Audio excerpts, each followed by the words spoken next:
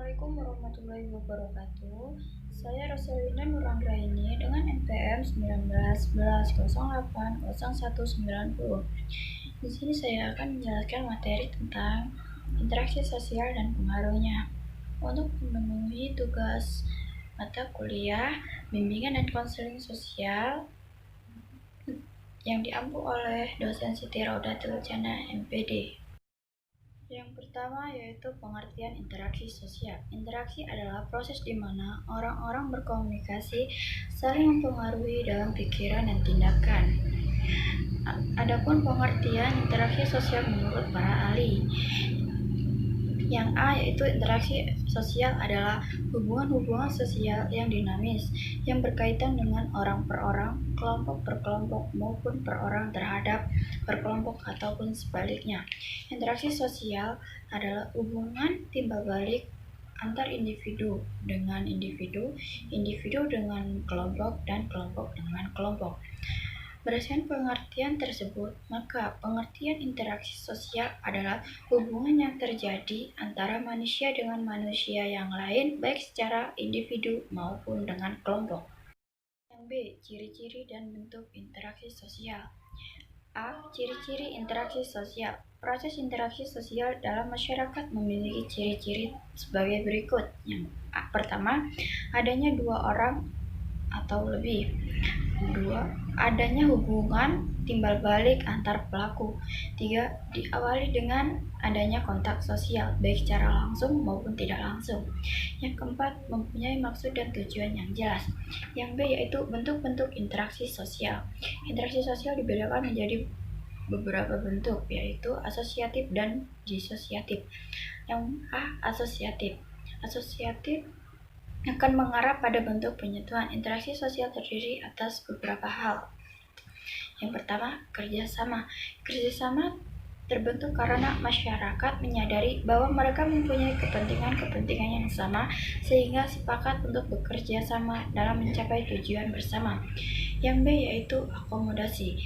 Akomodasi merupakan suatu proses penyesuaian antara individu dengan individu, individu dengan kelompok, atau kelompok dengan kelompok guna mengurangi, mencegahan, atau mengatasi ketegangan dan kekacauan. Yang ketiga yaitu asimilasi. Asimilasi menunjukkan pada proses yang ditandai adanya usaha mengurangi perbedaan yang terdapat di antara beberapa orang atau kelompok dalam masyarakat serta usaha menyamankan sikap, mental, dan tindakan. Yang keempat yaitu akulturasi. Proses sosial yang ditimbul apabila suatu kelompok masyarakat manusia dengan suatu kebudayaan tertentu dihadapkan dengan unsur-unsur dari suatu kebudayaan asing sedemikian rupa sehingga lambat laut unsur-unsur kebudayaan asing itu diterima dan diolah ke dalam kebudayaan sendiri. Yang B yaitu disosiatif. Interaksi sosial ini mengarah pada bentuk pemisahan dan terbagi dalam 3 bentuk sebagai berikut. Yang pertama, persaingan atau kompetisi adalah suatu perjuangan yang dilakukan perorangan atau kelompok sosial tertentu.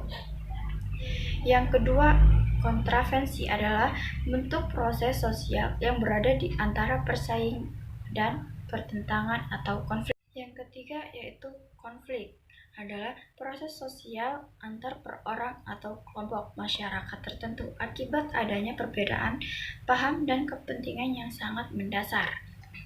Yang C yaitu faktor-faktor yang mendasari interaksi sosial. Menurut Tiadi DKK, faktor-faktor yang mengaruhi interaksi sosial yaitu faktor imitasi, sugesti, identifikasi, dan faktor simpati. A. Faktor imitasi mempunyai peranan yang sangat penting dalam proses interaksi sosial.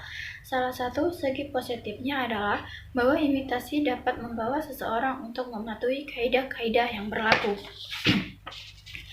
Yang B yaitu sugesti, yaitu pengaruh psikis baik yang datang dari dirinya sendiri maupun dari orang lain. Yang C, faktor identifikasi. Dalam psikologi berarti dorongan untuk menjadi identik sama dengan orang lain, baik secara lahiriah maupun batiniah. Yang keempat, faktor simpati adalah Perasaan tertariknya orang yang satu terhadap orang yang lain.